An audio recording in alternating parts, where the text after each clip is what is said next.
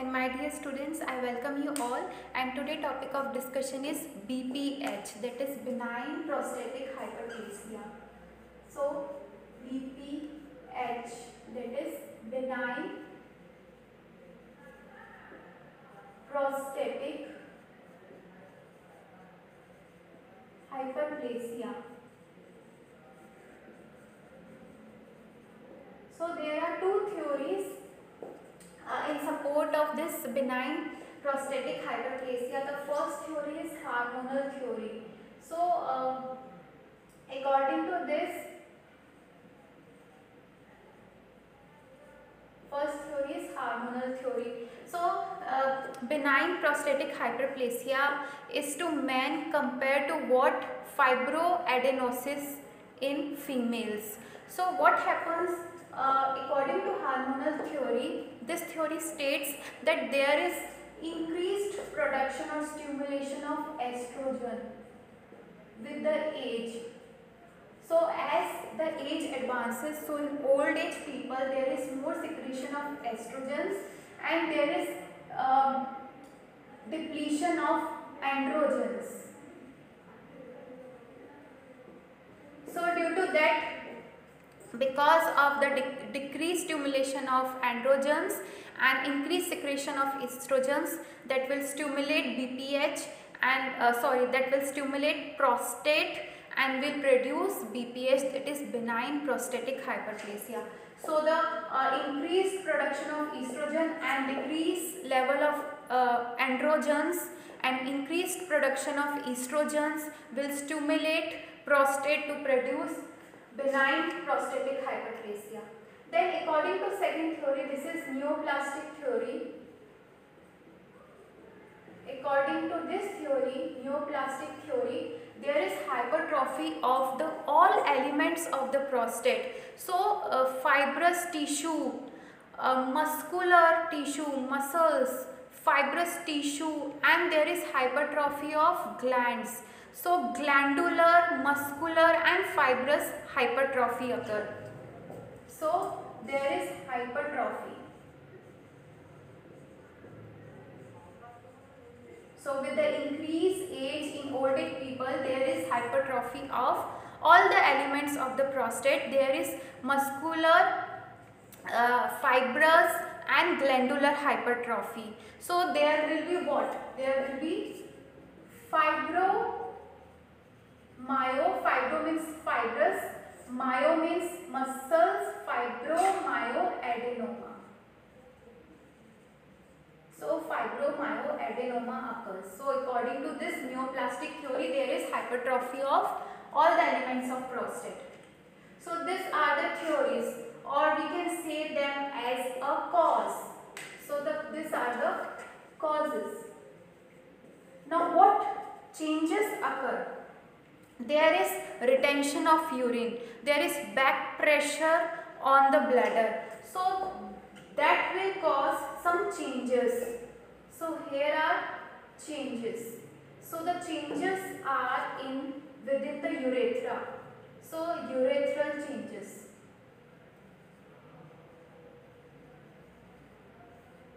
Changes because of the back pressure.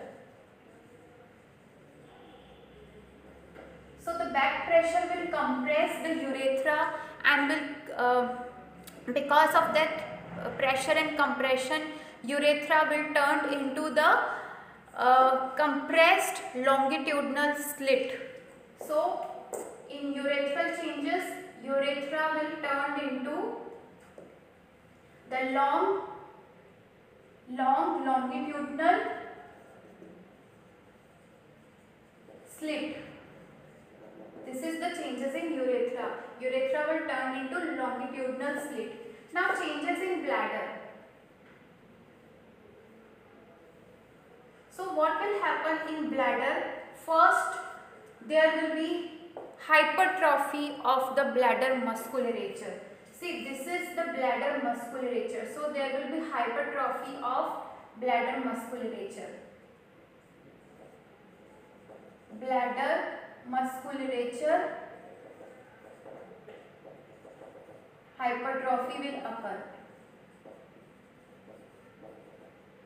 there will be prominent muscle fibers, thick muscle fibers bundles will be seen. So these are the thick fibrous muscle fibers bundles will be seen, prominent.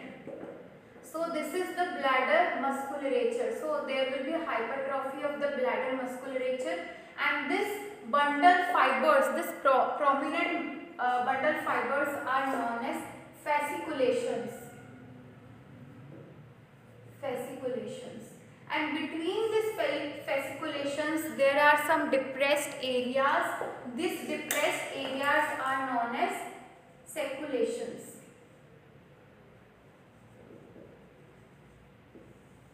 So between the fasciculations, the depressed area are known as sacculations. Now this sacculi are very thin layer. The sacculi are of very thin layer.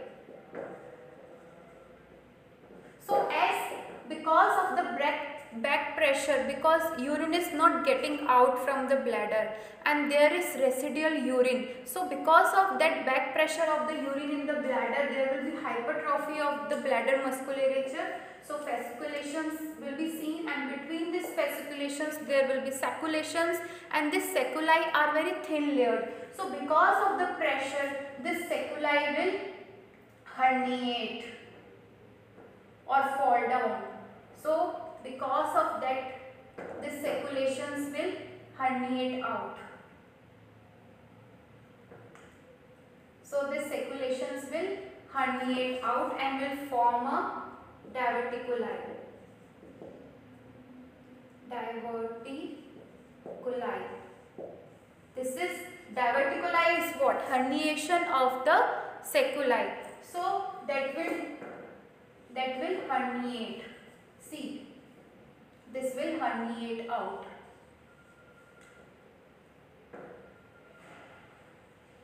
And when this will herniate out, there will be stasis.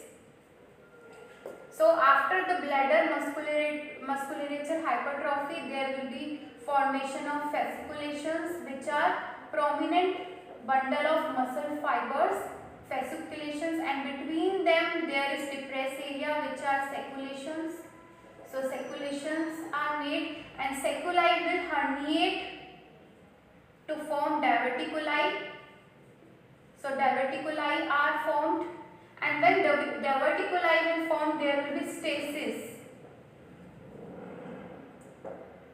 So the urine which is residual in bladder, that will get stasis. There will be obstruction and stasis, and that will lead to the stone formation, and can also infection occur. So infection can also occur, because when there is obstruction and stasis, so there the proliferation of bacteria can occur easily, and that can lead to infection. So infection and stone formation will occur. So there will be obstruction and stasis, and stone formation will occur in the diverticuli.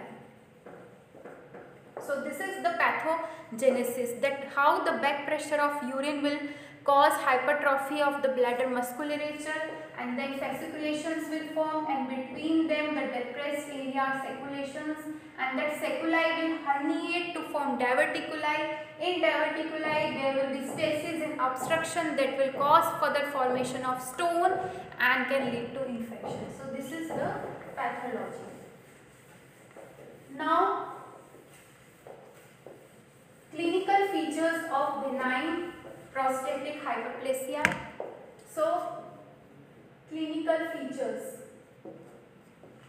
So in clinical features, first there is, always remember these points, frequency, then urgency and hesitancy. There is hematuria and retention of urine. I will explain all this. So there is frequency. Why frequency? Because of inadequate emptying of the bladder. Emptying of the bladder is inadequate.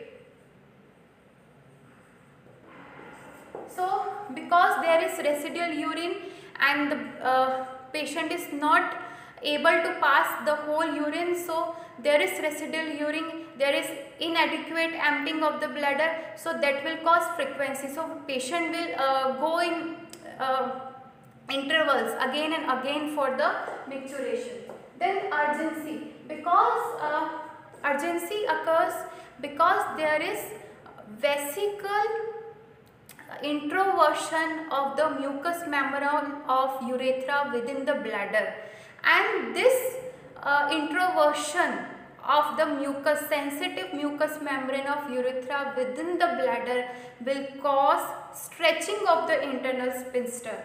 So there will be stretching of internal sphincter,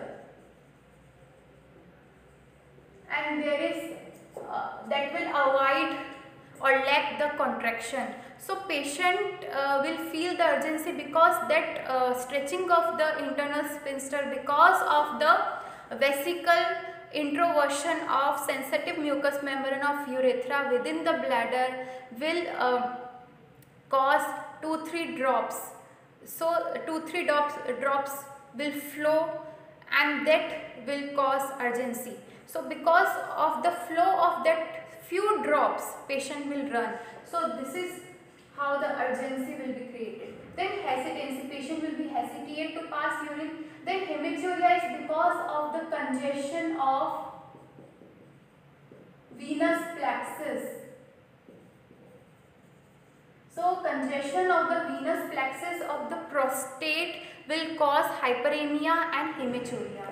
Then there will be retention of urine. There could be acute and chronic retention of urine, and in sometimes patient may come with no pain. So in many cases there is no pain with the chronic retention of urine and with so much enlargement of prostate. Now complications. In complications, as we have discussed earlier also, there could be hematuria, and chronic retention will cause diverticuli forming.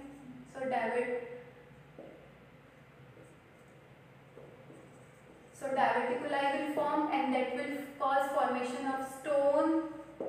Infection can occur, and in long-standing cases there could be renal failure. So renal failure can occur. This is the biggest complication if renal failure occurs. Now investigations. In investigations, we will go for the rectal examination. Why rectal examination? I will explain. So what happens in rectal examination? There will be, when during the rectal examination, the enlarged lobe, especially the lateral lobe, enlarged lateral lobe will be felt, and there will be filtration of the rectal mucus. So in the normal cases, during the rectal examination, the rectal mucus is free, but here the rectal mucus will not move. So rectal mucus will not move because of the infiltration of the rectal mucus in cases like benign prostatic hyperplasia or in the case like cancer of prostate. So in this both condition there is infiltration within the rectum. So the rectal mucosa will not move, it is not free, and in normal cases it is free, and there is during the rectal examination a lateral lobe is felt. So in rectal examination lateral lobe is felt. Now there will be enlarged lateral lobe. I forget to mention in changes. In changes we have discussed that urethra will turn into longitudinal slit. In bladder there will be formation of fasciculations, saculations, and there will be hypertrophy of bladder musculature. But I forget to mention that there is lobes enlargement. Both lateral and medial lobes will enlarge because of the involvement of submucous and subcervical glands. So that's why the lateral lobe is fed during the rectal examination, because of the involvement of submucous and subcervical gland, the lateral lobe and medial lobe will be enlarged. Then we will go for uroflowmetry. This is very important investigation, uroflowmetry. So in uroflowmetry, the flow of the urine is acid. So flow of the urine is absorbed and assessed during this investigation, uroflowmetry. So patient is asked to void the urine and then the flow is assessed. So the normal peak flow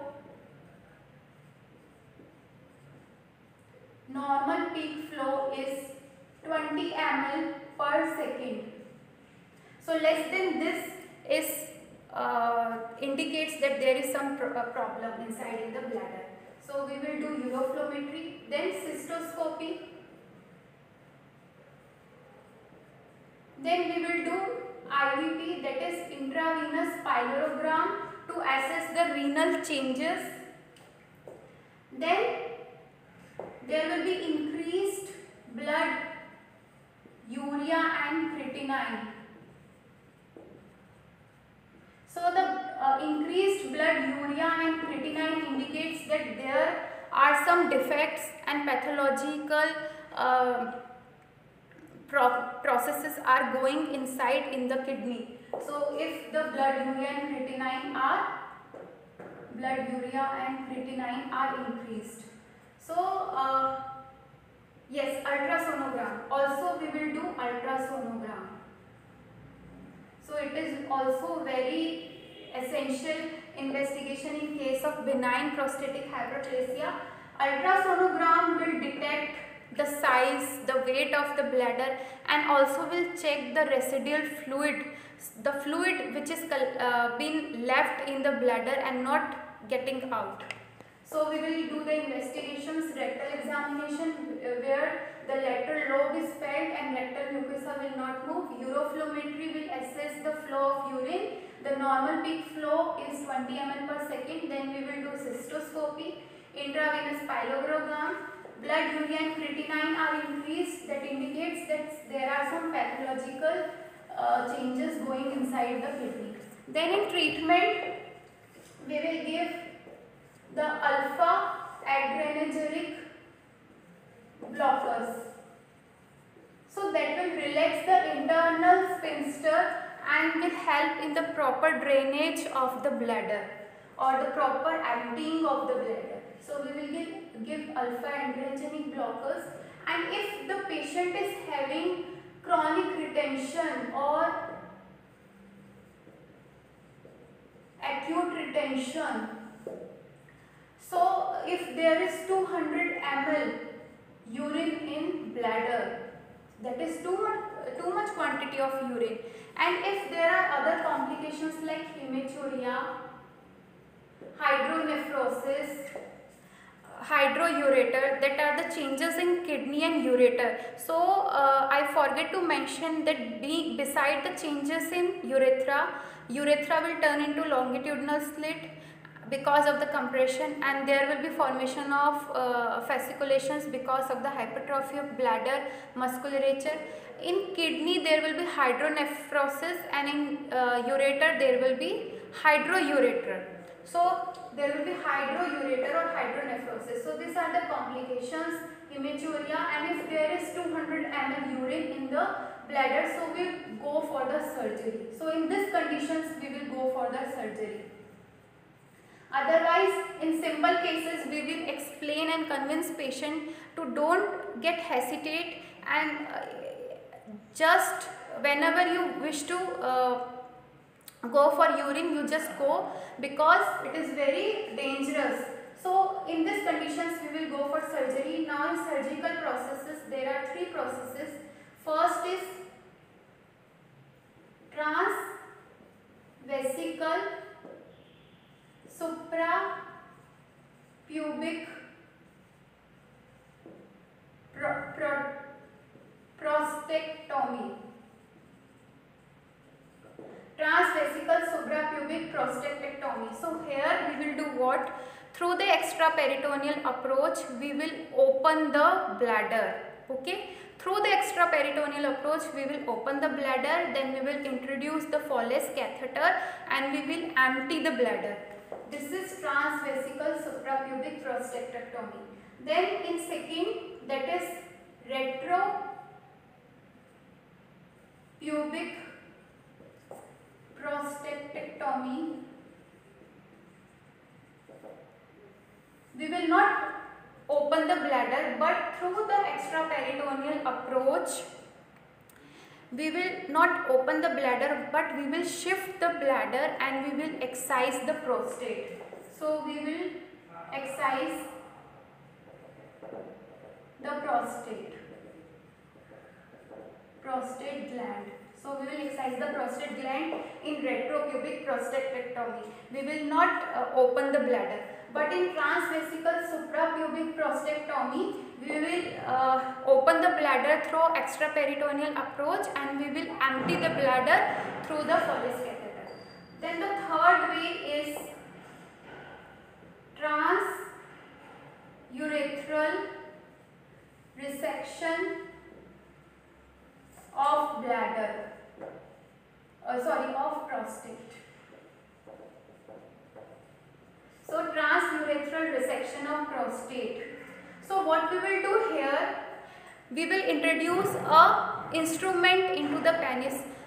So we will introduce the instrument that is known as resectoscope. So resectoscope is introduced by the penis into the urethra, and then we will irrigate the prostatic tissue with the help of water and glycine. So we will trim the excess prostatic tissue that is causing blockage of the urine. So after this procedure, patient will feel better and there will be proper emptying of the bladder.